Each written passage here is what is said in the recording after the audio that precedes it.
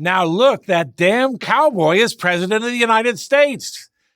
That was the reaction of Ohio Senator Mark Hanna after learning that his close political ally, President William McKinley, had been assassinated.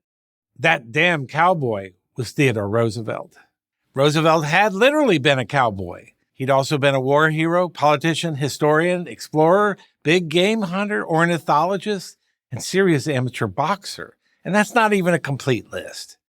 Now he was adding another job, 26th President of the United States. Theodore Roosevelt was born in New York City on October 27, 1858, to a patrician family of Dutch heritage. Homeschooled for his entire youth, he benefited from tutors and widespread foreign travel. In 1876, he entered Harvard. When he wasn't editing the campus literary magazine, he was rowing, boxing, and participating in a half-dozen Harvard social clubs. But it would be a mistake to think that TR had an easy life. As a boy, he suffered from asthma, poor eyesight, chronic headaches, fevers, and stomach pains. But he overcame those disabilities with the determination that would become his trademark. Eventually, he increased both his strength and stamina, which he showed off to others with an irrepressible boyish enthusiasm that charmed many and annoyed many. Inspired by his father's civic-mindedness, he chose a career in politics. In 1881, he was elected to the New York State Assembly. Within a year, just 24 years old, he became his party's minority leader. Then it all came crashing down. Both his wife, Alice, and mother, Martha, died within hours of each other on, of all days, Valentine's Day, 1884. Grief-stricken, Roosevelt fled the concrete canyons of New York for the real canyons of the Dakota Territory. For 2 years, he distracted himself hunting buffalo, herding cattle, and writing about the American West. But he couldn't stay away from politics. When he returned to the city in 1886, he resumed his steady rise through the ranks of New York and national politics. First as a member of the Civil Service Commission under President Benjamin Harrison, then as a New York City Police Commissioner, then as Assistant Secretary of the Navy under President William McKinley. While in this position, TR pushed hard for America to take the side of the Cuban rebels in revolt against their Spanish colonial masters. When the Spanish-American War broke out in 1898, TR traded in his suit and tie for a military uniform. His famous charge up San Juan Hill made him a national hero. Armed with this new reputation, he was elected governor of New York in 1898. He immediately clashed with New York Republican Party boss Thomas Platt.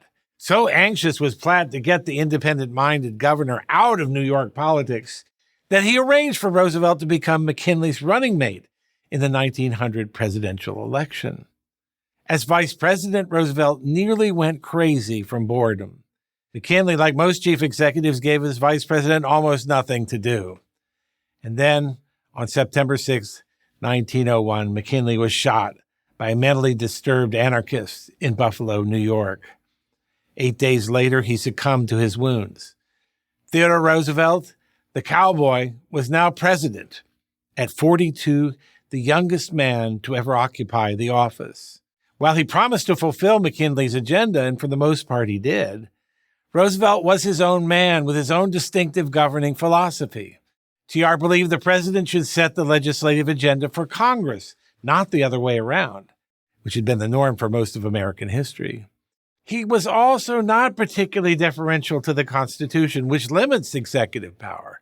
TR argued that a president was permitted to do anything that was not expressly forbidden by the Constitution. For example, when coal miners went on strike in May 1902, Roosevelt threatened to send the army to operate the mines. Asked whether that would be constitutional, Roosevelt replied, "To hell with the Constitution when the people want coal." Roosevelt applied the same assertiveness to foreign policy, as, for example, in the creation of the Panama Canal. When the Colombian government refused to lease the U.S. the Isthmus of Panama, Roosevelt took matters into his own hands. He told his Secretary of State, John Hay, "I do not think that the Bogota lot of jackrabbits should be allowed permanently to bar one of the future highways of civilization." TR sent a fleet of American warships to the Colombian coast to aid the nascent Panamanian separatist movement. When the rebels declared their independence from Colombia, Roosevelt immediately recognized the new country of Panama and made a favorable deal for the canal. His critics shouted imperialism, but most Americans were thrilled. As a new century dawned, the nation was on the move, and nobody moved more decisively than Roosevelt. That damn cowboy had arrived, and it seemed so had America. I'm Wilfred McClay, professor of history at Hillsdale College, and author of Land of Hope for Prager University. Thank you for watching this video. To keep PragerU videos free, please consider making a tax-deductible donation.